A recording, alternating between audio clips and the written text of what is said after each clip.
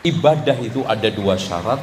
Syarat pertama apa? Benar sesuai dengan petunjuk Rasul, ikhlas. Aku telah berwudu seperti cara Kebenarannya harus wudu ya sesuai Nabi. dengan petunjuk. Aku telah sholat persis seperti cara. Wabarakatuh. Alhamdulillahi Rabbil Alamin. Wabihi nasta'inu ala umuri dunya waddin. Wa sallallahu ala nabiyyina wa sayyidina Muhammadin wa ala alihi wa sahbihi ajma'in, amma ba'd. Kita panjatkan puja dan puji syukur kehadirat Allah Subhanahu wa ta'ala pada kesempatan pagi menjelang siang yang berbahagia kali ini, hari Senin tanggal 7 Ramadan 1442 Hijriah, atau yang bertepatan dengan tanggal 19 April 2021. Kita masih kembali diberi kekuatan, kesehatan, hidayah serta taufik dari Allah Jalla wa'ala, sehingga kita bisa kembali menghadiri pengajian rutin muslimah di Masjid Manarul Ilmi di Komplek Pondok Pesantren Tunas Ilmu di Desa Kedung Wuluh, Purbalingga ini. Kita berharap semoga Allah Subhanahu wa ta'ala berkenan untuk melimpahkan kepada kita semuanya ilmu yang bermanfaat, sehingga bisa kita amalkan sebagai bekal untuk menghadap kepada Allah Jalla wa'ala. Allahumma amin. Salawat dan salam semoga senantiasa tercurahkan kepada junjungan kita Nabi Agung Muhammad sallallahu alaihi wasallam, kepada keluarganya, sahabatnya, dan umatnya yang setia mengikuti tuntunannya hingga di akhir nanti. Ibu-ibu sekalian yang kami hormati, dan juga segenap pendengar serta pemirsa yang mudah-mudahan senantiasa dirahmati oleh Allah Azza wa Jalla. Kali ini kita akan melanjutkan pembahasan tentang fikih pendidikan anak, memasuki serial nomor 149 dengan tema mendoakan anak sebelum ada. Banyak di antara kita, alhamdulillah, mulai menyadari bahwa anak yang soleh itu bukanlah terlahir tanpa ada upaya, tanpa ada ikhtiar yang maksimal dari ayah dan ibunya. Putra dan putri yang soleh dan solehah itu tidaklah didapatkan secara cuma-cuma, secara gratis, tapi harus ada keletihan dari orang tua dalam mendidik putra-putrinya. Kesadaran itu alhamdulillah mulai muncul, sehingga tidak sedikit orang tua yang kembali mau belajar tentang bagaimana cara mendidik anak. Mulai muncul para orang tua yang sabar menemani anaknya belajar, sabar untuk mendidik, mengajari, mengajak anaknya beribadah kepada Allah Subhanahu wa ta'ala. Tentunya kesadaran yang muncul ini adalah sesuatu yang membahagiakan. Di saat tidak sedikit orang tua yang cuek, yang tidak peduli dengan putra dan putrinya. Namun kita juga harus mengetahui bahwa semaksimal apapun upaya kita untuk mendidik anak, kalau Allah tidak berkehendak, maka anak tidak akan menjadi seperti yang kita harapkan. Saya ulangi, semaksimal apapun upaya orang tua untuk mendidik anaknya, jika Allah tidak berkehendak, maka anak itu tidak akan menjadi seperti apa yang diharapkan oleh orang tuanya. Contohnya banyak. Siapa yang tidak tahu bagaimana akhir dari putra Nabi Nuh alaihi salam? Bagaimana akhir hidup putra Nabi Nuh? Beriman atau tidak? Beriman atau tidak? Tidak beriman. Bayangkan Nabi Nuh alaihi salam yang sudah mendedikasikan 950 tahun umurnya untuk berdakwah. Berapa tahun, Bu? 950 tahun. Hidupnya digunakan untuk berdakwah. Digunakan untuk mendidik keluarganya. Ternyata buah hatinya sendiri tidak mau beriman. Kenapa? Karena Allah tidak berkehendak. Sehingga mau tidak mau kita tidak bisa lepas dari Allah Subhanahu wa ta'ala. Karena di tangan Allah lah kendali segala sesuatu. Ketika Allah menghendaki A, maka akan terjadi A. Ketika Allah menghendaki B, maka akan terjadi B. Terus bagaimana agar Allah Subhanahu wa ta'ala berkenan untuk membantu kita dalam mewujudkan apa yang kita inginkan?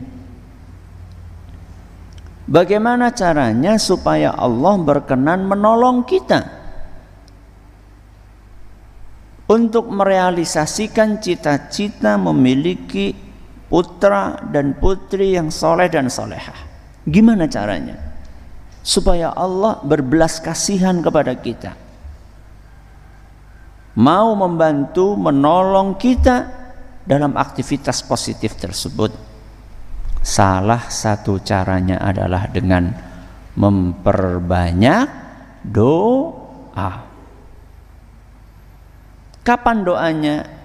Ketika anak-anak itu sudah ada di pangkuan kita, atau sebelum anak-anak itu lahir? Sebelum, berarti habis lahir enggak? Di segala waktu.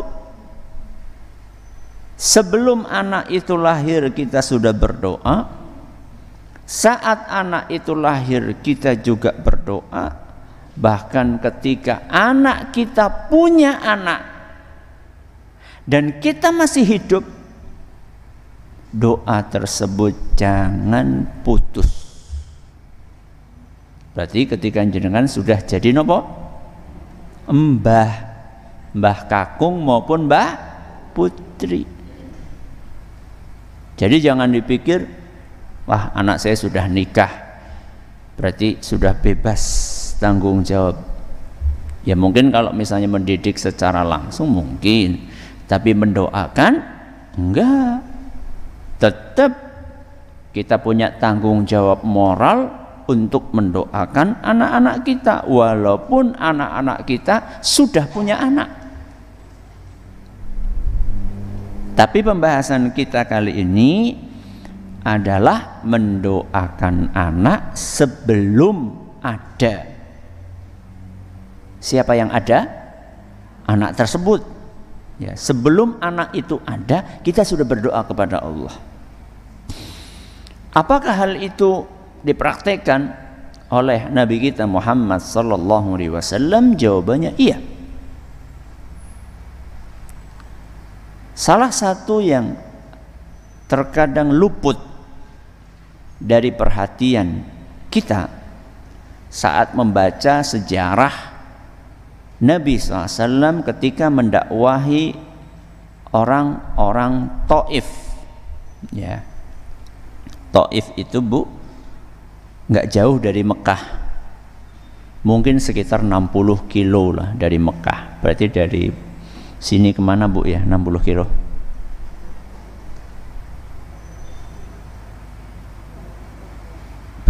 Banjar berapa kilo? Atau Kebumen? Kejauhan ya? Ya kira-kira dari sini kemana gitu 60 kilo. Jadi Taif itu nggak terlalu jauh dari Mekah. Nabi SAW dakwah ke kota Taif. Mau masuk ke sana izin. Kemudian menyampaikan dakwahnya dengan cara yang baik, gak sambil marah-marah, pun juga perilakunya sopan. Sudah sedemikian halus dan lembutnya Rasulullah SAW dalam mengajak orang-orang Taif untuk masuk Islam. Ternyata apa respon mereka? Ternyata mereka justru mencaci maki Rasulullah SAW. Mereka menghina dan mengolok-olok Nabi kita Muhammad SAW. Nggak cukup sampai di situ. Mereka bahkan melempari Nabi kita SAW dengan bebatuan.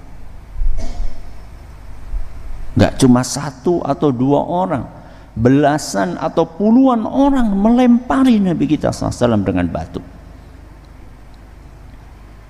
Ya tentu Nabi SAW pun lari menyelamatkan diri.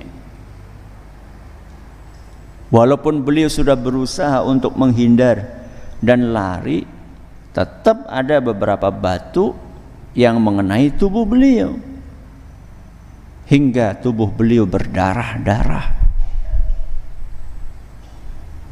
Setelah beliau agak jauh, sudah tidak dikejar lagi oleh orang-orang Taif, maka Nabi SAW pun istirahat di bawah sebuah pohon.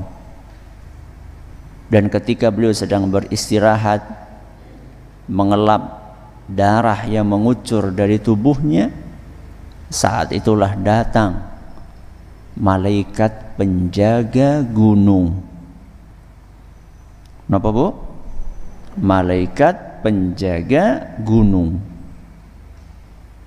Jadi yang jaga gunung itu bukan Ki Sapu Jagat, ya, tapi yang jaga gunung itu adalah malaikat. Datang malaikat penjaga gunung, dia datang untuk menawarkan sesuatu. Apa yang ditawarkan? In syi'ta la atbaqanna 'alaihimul akhshabain. Wahai Muhammad, kalau kamu mau, aku akan cabut 2 bukit besar. Aku akan cabut 2 bukit besar untuk aku timpakan kepada orang-orang yang tadi melemparimu dengan batu. Siapa yang melempari Nabi tadi? Orang-orang Taif.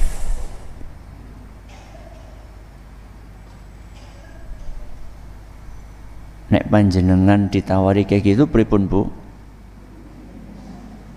Aja loro 10 sisan. Tapi yang ditawari adalah Rasulullah SAW. Lihat apa jawaban beliau. Seorang yang sangat penyayang, seorang yang sangat pengasih. Apa kata beliau? Bal arju Justru aku berharap, justru aku berdoa, justru aku memohon an yukhrijallahu min aslabihim. Aku berharap agar Allah melahirkan dari mereka, siapa tadi mereka? Orang-orang Taif, keturunan man ya'budullaha wahdahu la yusyriku bihi syai'a. Justru aku berharap Allah berkenan untuk melahirkan dari orang-orang tersebut keturunan yang menyembah Allah saja dan tidak menyekutukannya dengan suatu apapun. Hadis riwayat Bukhari dan Muslim. Jadi Nabi SAW masih punya harapan. Ya nek ora ramane ya ndean anake. Nek ora biyunge ya ndean anake. Kalau bukan ayahnya yang beriman, mungkin anaknya. Kalau bukan anaknya, mungkin cucunya. Kalau bukan cucunya, mungkin cicitnya. Lihat bagaimana optimisme Nabi kita Muhammad SAW. Bagaimana Rasulullah SAW tidak putus asa.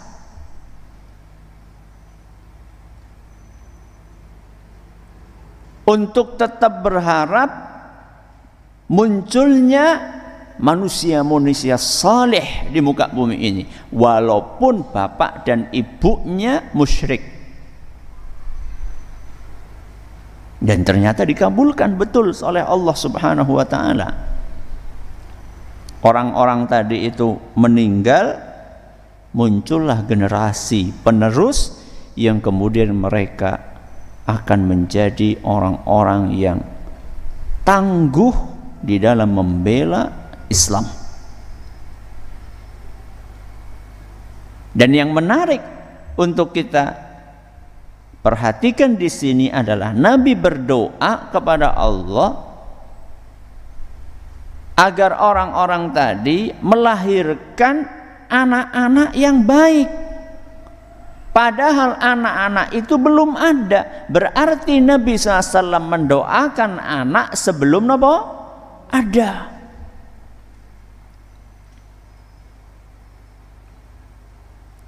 Sehingga panjenengan, bapak-bapak, ibu-ibu,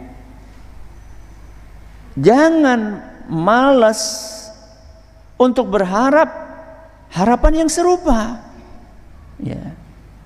Ya Allah, mudah-mudahan keturunanku jadi anak-anak yang saleh dan salehah. Jangan segan untuk mengucapkan kalimat seperti itu. Walaupun mungkin kita melihat anak kita saat ini mungkin tidak seperti yang kita harapkan. Bukan malah bocah jadi apa kayak gue. Kira-kira ya keturunanmu radoh sekang kowe. Enggak seperti itu. Ya. Justru kita diajari oleh agama kita untuk terus berpikiran positif, untuk terus optimis. Sesulit apapun kondisi yang kita hadapi, apapun karakter dan perilaku anak-anak kita saat ini, maka kita tetap meminta kepada Allah agar dari anak-anak itu dan dari kita sendiri terlahir generasi yang saleh dan salihah. Ini contoh dari Nabi kita Muhammad sallallahu alaihi wasallam. Apakah para nabi sebelum beliau juga melakukan hal yang sama? Iya. Kita kasih contoh di sini Nabi sinten, Bu? Nabi Zakaria alaihi salam. Dalam surat Ali Imran ayat 38 diceritakan doanya Nabi Zakaria. Apa doa beliau? Rabbi habli min ladunka dzurriyyatan thayyibatan innaka sami'ud du'a. Sabun apa dereng? Sabun apa dereng? Dereng. Coba.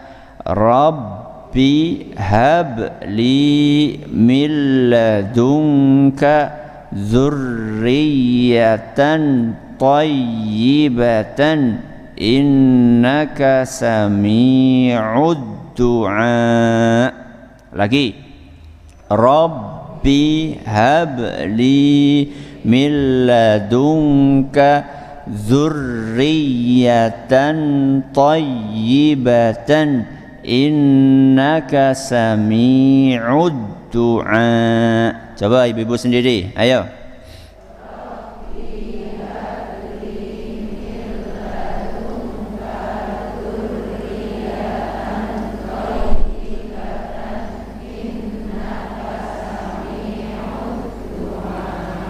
Apa artinya?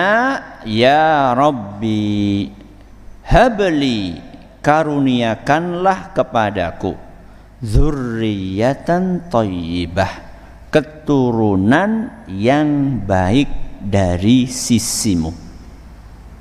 Jadi yang melahirkan, mengaruniakan keturunan yang baik itu siapa, Bu? Allah. Manusia cuma bisa berusaha.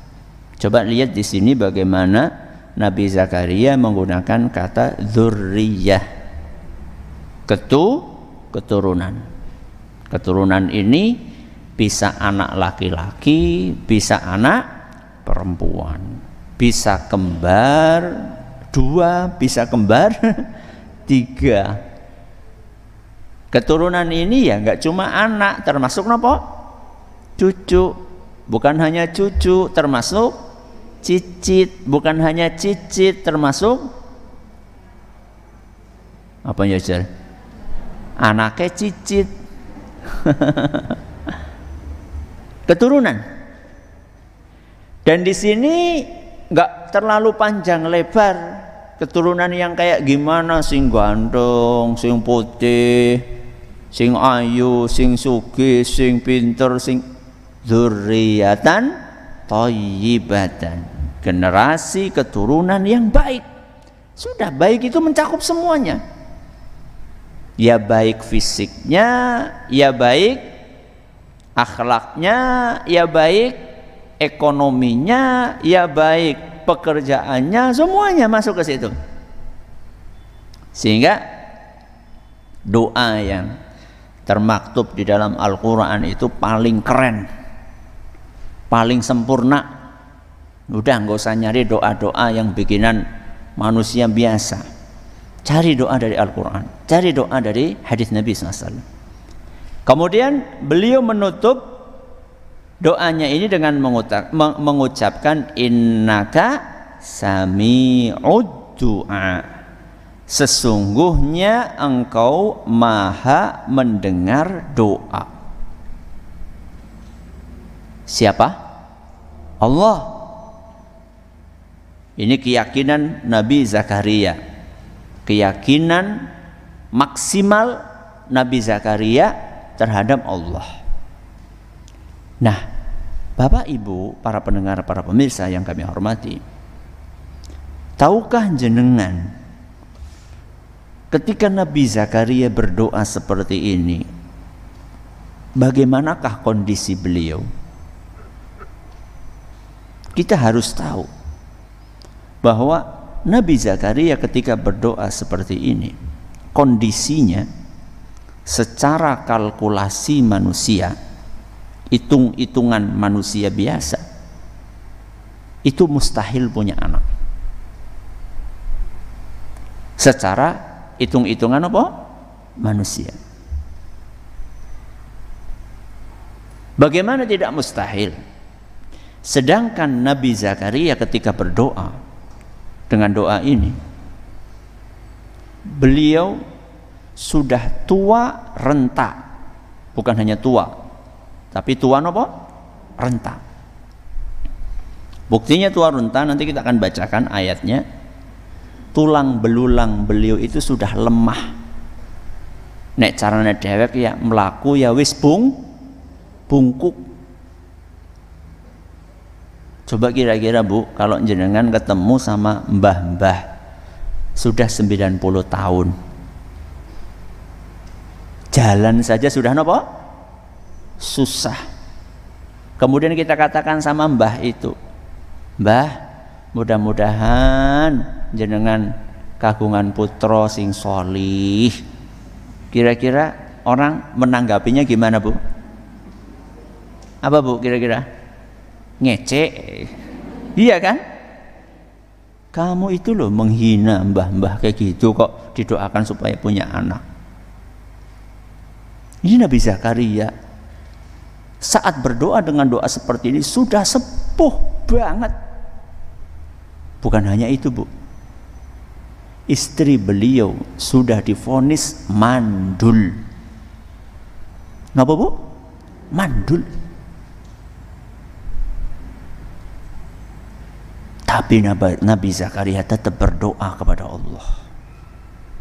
Beliau tidak putus harapan. Mari kita dengarkan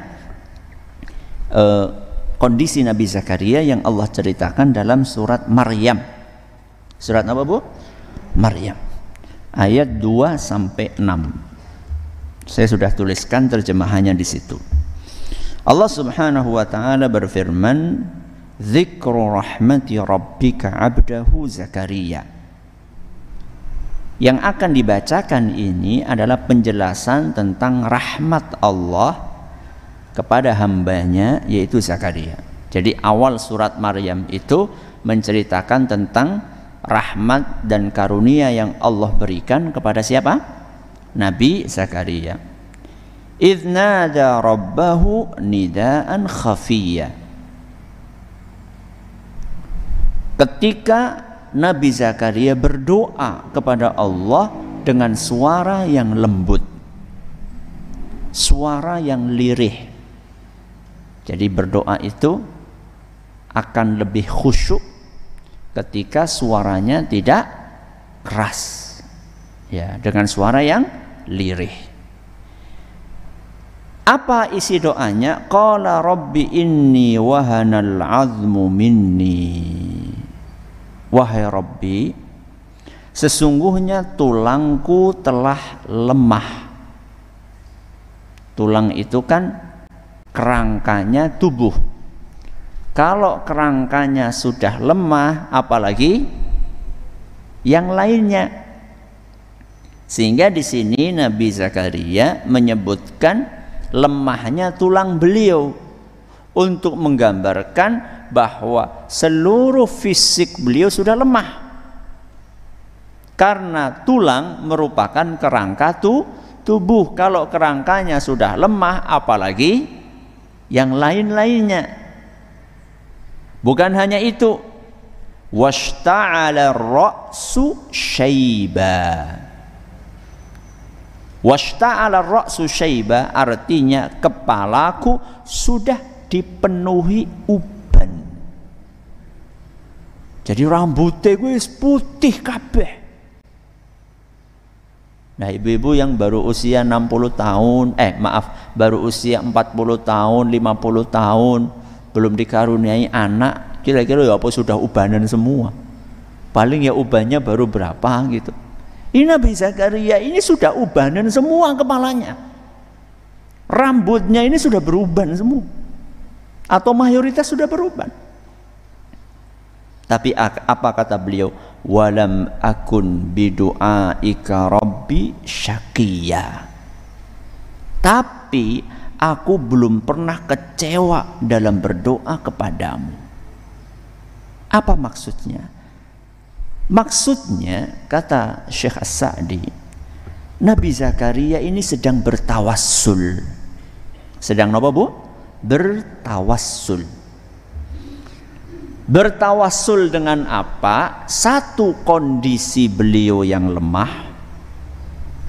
Yang kedua, bertawassul dengan karunia Allah kepada beliau. Kondisi yang lemah tadi beliau ungkapkan dengan tulang belulang yang sudah lemah, rambut yang sudah memutih. Adapun karunia Allah kepada Nabi Zakaria adalah Allah tidak pernah mengecewakan Nabi Zakaria. Sebelum ini nggak pernah mengecewakan Nabi Zakaria. Apapun yang diminta oleh Nabi Zakaria dikabulkan sama Allah. Dan itu karunia Allah yang besar. Nabi Zakaria ingin menunjukkan kepada Allah Subhanahu wa taala, pertama, beliau ini sudah lemah banget, gak punya tempat memohon kecuali Allah saja. Itu kira-kira tujuan Nabi Zakaria menonjolkan kelemahan fisiknya. Aku tidak punya alternatif lain yang bisa mengabulkan permohonanku ini kecuali Engkau ya Allah. Fisikku sudah sedemikian lemah. Aku tidak punya daya, tidak punya kekuatan, tidak punya tempat untuk meminta bantuan kecuali darimu ya Allah. Kemudian Nabi Zakaria menyebutkan betapa besar karunia Allah selama ini kepada beliau. Dan Nabi Zakaria yakin bahwa kali ini pun Allah tidak akan mengecewakan beliau. Apapun kondisiku, aku sudah meminta kepadamu ya Allah, dan pengalamanku membuktikan bahwa Engkau tidak pernah mengecewakanku sebelum ini. Itulah kondisi rohani Nabi Zakaria ketika berdoa kepada Allah. Berarti kira-kira doanya itu yakin apa mboten, Bu? Yakin. Kados kula kali jenengan nggih. Ya, kayak saya sama jenengan kalau lagi berdoa. Ya. Makanya dikabulkan sama Allah Nabi Zakaria doanya. Kemudian lanjut. Wa inni khiftul mawaliya min warai. Ya Allah, aku khawatir terhadap kondisi kerabatku setelah aku meninggal nanti. Maksudnya apa? Nabi Zakaria itu kan Rasul, beliau kan Nabi. Beliau memikirkan umatnya nanti, keluarganya nanti kalau aku wafat, siapa yang bakalan mengingatkan umatku, masyarakatku agar tetap sholat, agar tetap beribadah, agar tetap bayar zakat, agar tetap beramal. Siapa yang nanti mengingatkan mereka? Kalau aku wafat dan belum ada keturunan yang dilahirkan dari rahim istriku, padahal wa kanat imraati aqira, padahal istriku adalah wanita yang mandul. Jadi seakan-akan Nabi Zakaria itu belum menemukan orang yang layak untuk menjadi pengganti beliau, pengganti untuk berdakwah. Jadi Nabi Zakaria, Bu, minta anak kepada Allah itu bukan untuk kepentingan pribadi beliau, tapi Nabi Zakaria berdoa kepada Allah dalam rangka agar ada orang sepeninggal beliau yang tetap berdakwah membela agama Allah. Beliau berdoa kepada Allah agar ada sepeninggal beliau orang yang tetap berjuang mengajak masyarakatnya beribadah kepada Allah. Itu tujuan utama Nabi Zakaria pengen punya anak. Apakah kita sudah seperti itu, Pak, Bu? Ketika kita minta anak. Atau kita berpikir pengen punya anak sekedar untuk meneruskan bisnis yang kita bangun selama ini. Atau kita minta anak hanya sekedar supaya ada yang melanjutkan terah mbah kita. Atau kita minta anak supaya properti tanah-tanah kita ini dipegang oleh keturunan kita. Apa cuma itu, remeh-temeh seperti itu tujuan kita punya anak? Nabi Zakaria kasih contoh kita punya anak agar anak ini bermanfaat untuk agama Allah. Itu yang dicontohkan oleh Nabi Zakaria, sangat mulia tujuannya. Maka kemudian beliau melanjutkan, fahabli min ladunka waliya. Ya Allah, maka anugerahkanlah kepadaku seorang anak dari sisimu.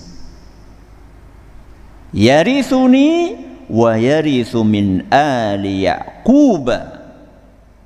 Anak ini akan mewarisi aku dan mewarisi keluarga Yakub.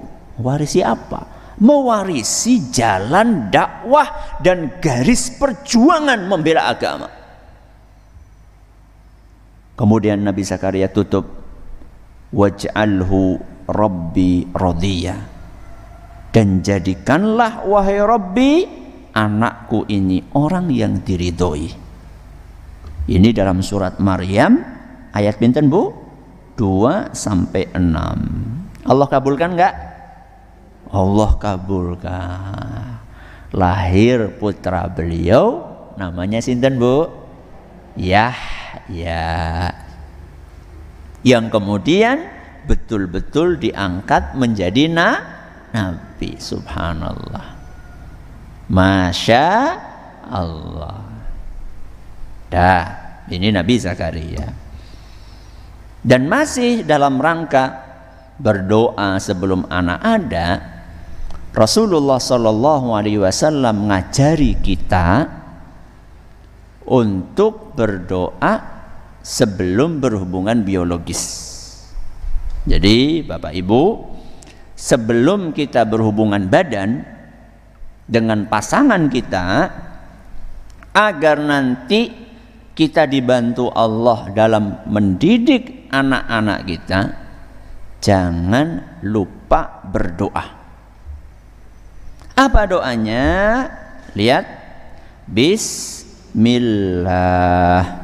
Allahumma jannibna syaitana wa jannibis syaitana ma razaqtana. Lagi, Bismillah, Allahumma jannibna syaitana wa jannibis syaitana ma razaqtana. Coba ibu-ibu sendiri.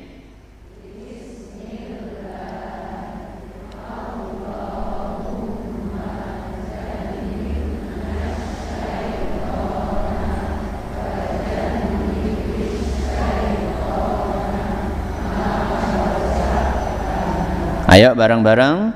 Bismillah, Allahumma jannibna syaitana wa jannibis syaitana ma razaqtana. Apa artinya Bismillah? Napa Bismillah? Dengan nama Allah. Allahumma jannibna syaitan. Ya Allah, jauhkanlah kami dari gangguan sinten setan. Wa jannibis syaitana ma razaqtana, dan jauhkan pula gangguan setan dari anak yang akan kau karuniakan kepada kami. Hadis riwayat Bukhari. Ini doa, Bu, dahsyat. Jadi sebelum berhubungan badan, baca doa ini. Supaya apa? Supaya setan tidak mengganggu kita saat itu, dan juga tidak mengganggu anak kita seandainya Allah karuniakan anak dari hasil hubungan tersebut. Sudah baca doa ini atau belum, Bu? Sudah atau belum? Sampun Ustaz, wow. Bukan tadi ya. Jadi berhubungan badan, berhubungan biologis dalam agama kita itu ada misinya, ada tujuan mulianya, bukan sekedar menyalurkan syahwat, bukan sekedar untuk memuaskan nafsu, bukan sekedar itu, tapi ada misi mulia di balik itu, yaitu terlahirnya anak-anak, yang anak-anak ini kita minta kepada Allah agar tidak diganggu oleh setan. Sehingga kata Nabi SAW, seandainya ada pasangan suami istri yang membaca doa ini sebelum mereka berdua berhubungan biologis, kemudian pasca hubungan itu dikaruniai anak, maka anak tersebut tidak akan dicelakai oleh setan. Luar biasa, Bu. Ya. Aduh, kepriye Ustaz? Mien aku urung ngerti, Ustaz. Ya, alhamdulillah sekarang sudah tahu. Terus pripun? Ya doa. Ya. Doa. Jangan lupa membaca doa ini. Jadi kesimpulannya, berdoalah kepada Allah untuk anak-anak kita, kebaikan mereka sebelum mereka ada. Mudah-mudahan bermanfaat. Masih ada waktu sedikit, silahkan kalau ada yang mau bertanya bisa menyampaikan pertanyaannya. Ya. Baik, jazakumullah khairan Ustaz atas materi yang telah disampaikan. Berikutnya akan kami bacakan beberapa pertanyaan yang telah masuk ke redaksi Radio Insani. Pertanyaan pertama datang dari hamba Allah. Assalamualaikum Ustaz. Waalaikumsalam warahmatullahi wabarakatuh. Jika tema hari ini mendoakan sebelum anak ada, bagaimana dengan orang tua yang terlambat tahu dalam mendoakan kebaikan untuk anaknya yang sudah beranjak dewasa dan tetap berharap anaknya bisa jadi hamba Allah yang bertawakal? Silakan Ustaz. Terima kasih atas pertanyaannya. Ini doa, pembahasan kita tentang mendoakan anak sebelum ada. Bagaimana kalau misalnya anak itu sudah ada dan kita dulu nggak doa? Apakah bisa tetap ada peluang agar Allah berkenan untuk memperbaiki, mensolehkan anak kita? Jawabannya iya. Bukankah tadi di awal kita sudah sampaikan bahwa mendoakan anak itu sejak sebelum anak ada, kemudian juga setelah anak itu ada, bahkan ketika anak kita sudah punya anak. Jadi berdoa kepada Allah itu sepanjang masa. Ya, doa kepada Allah sepanjang masa. Tidak terbatas hanya sebelum anak itu lahir. Harusnya Anda juga bersyukur. Walaupun dulu belum tahu, sekarang sudah tahu. Bersyukur kenapa? Bersyukur karena sebelum Anda wafat, meninggalkan muka bumi ini, Anda masih diberi kesempatan oleh Allah untuk tahu betapa pentingnya doa. Maka doa terus. Ya, bisa pakai doanya Nabi Zakaria tadi, karena redaksinya sifatnya umum sebenarnya. Ya, bukan hanya sebelum anak itu lahir, atau bisa pakai doa-doa yang lainnya. Ya, Rabbana hab lana min azwajina wa dzurriyyatina qurrata a'yun waj'alna lil muttaqina imama. atau juga bisa pakai doa Rabbi habli minas salihin. Banyak doa-doa dari Nabi sallallahu alaihi wasallam.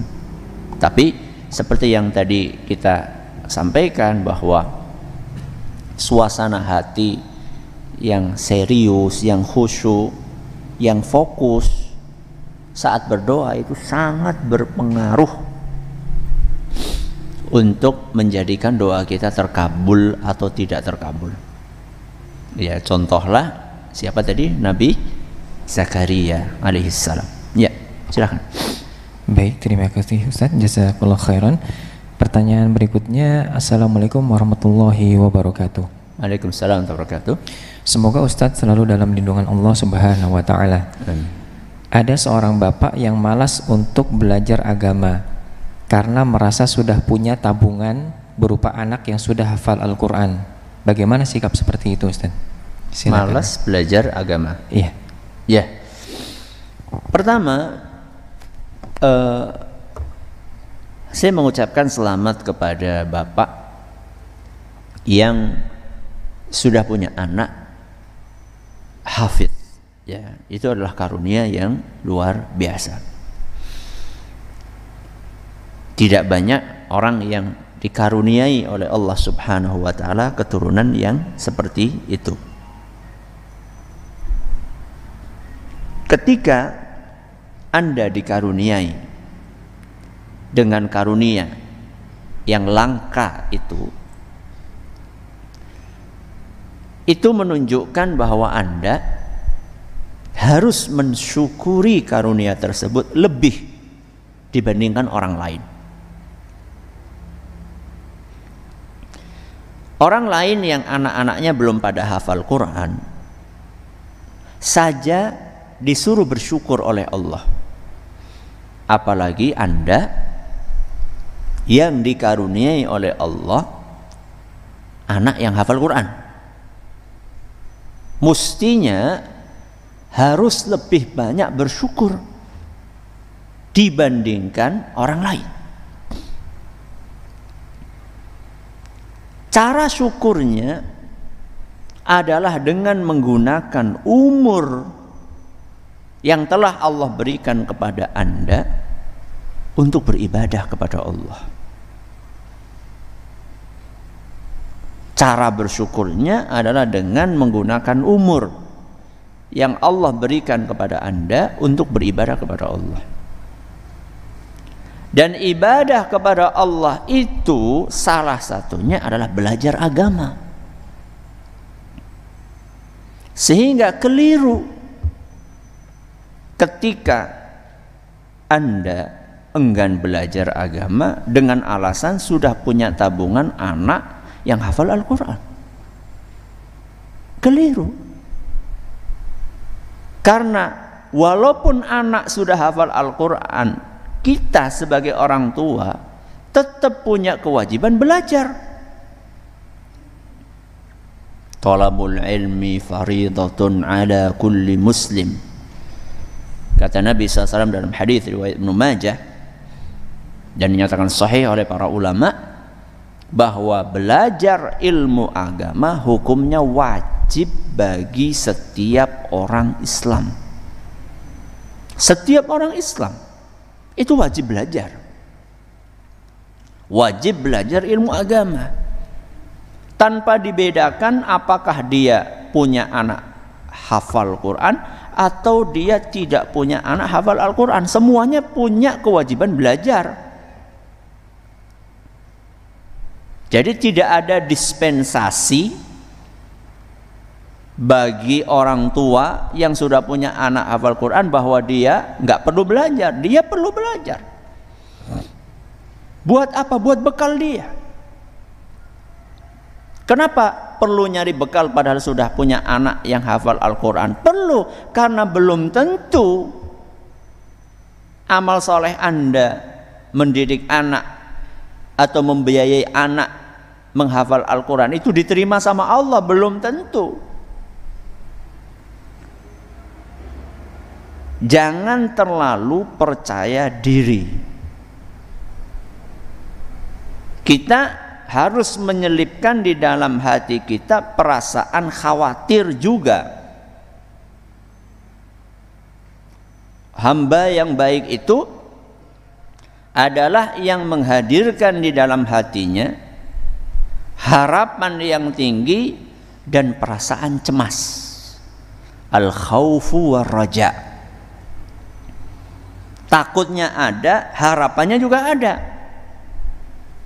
Anda bagus punya harapan bahwa anak Anda yang hafal Quran bakalan menjadi pabrik pahala buat Anda. Bagus Anda punya harapan seperti itu, tapi jangan berlebihan. Anda juga harus menyelipkan di dalam hati Anda perasaan cemas, perasaan khawatir. Perasaan khawatir dalam hati ini yang kemudian akan memompa semangat Anda untuk tetap beramal. Kalau harapannya terlalu tinggi, kemudian nggak punya perasaan takut sama sekali, itu bahaya. Akhirnya meremehkan. Maka ini adalah pesan untuk bapak tersebut dan juga untuk kita semua. Ya, pertanyaan terakhir. Baik, terima kasih Ustaz. Jazakallahu khairan. Satu pertanyaan terakhir datang dari pendengar dan pemirsa radio dan Roja TV. Datang dari Ummu Zakaria di Jember. Ustadz, bagaimana cara mendidik anak yang masih bayi agar terbentuk karakter lembut ketika dewasa? Bagaimana mendidik anak ketika masih bayi supaya nanti dia lembut? Dari orang tuanya dulu. Dari orang tuanya. Karena anak itu adalah potret dari siapa? Orang tuanya. Buah kalau jatuh tidak akan jauh-jauh dari pohonnya, kecuali apa Bu? Kalau dibawa kampret. Nah, kalau enggak ya akan jatuh di dekat situ. Jadi kalau Anda pengen anak Anda itu lembut, halus perangainya, maka sejak anak itu masih kecil Anda didik, Anda timang, Anda rawat dengan kelembutan. Dengan izin Allah Subhanahu wa ta'ala, kelembutan yang Anda tunjukkan itu akan dicontoh oleh anak Anda. Ketika anak itu pipis, ya, ngompol, Anda menggantinya dengan cara yang seperti apa? Dengan kelembutankah atau dengan jengkel-jengkel? Ketika Anda sedang ngantuk-ngantuknya malam-malam, capek-capeknya, anak tiba-tiba nangis, minta ASI. Apakah Anda menyodorkan ASI itu kepada anak Anda dengan kasar atau dengan lembut? Itu nanti akan dicontoh oleh anak Anda. Ketika Anda sedang sholat, tahu-tahu anak ini rewel, bagaimana Anda menyikapi kerewelan anak ketika Anda lagi sholat? Apakah Anda marah-marahi atau justru Anda tetap bersabar mendekap anak tersebut, atau bagaimana? Jadi dimulai dari cara Anda mendidik anak ketika anak itu masih balita. Mudah-mudahan bermanfaat. Wallahu ta'ala a'la wa alam. Terima kasih atas perhatiannya, atas segala kurangannya. Kita akhiri dengan doa kafaratul majlis. Subhanakallahumma wa bihamdika asyhadu an la ilaha illa anta astaghfiruka wa atubu ilaik. Assalamualaikum warahmatullahi wabarakatuh.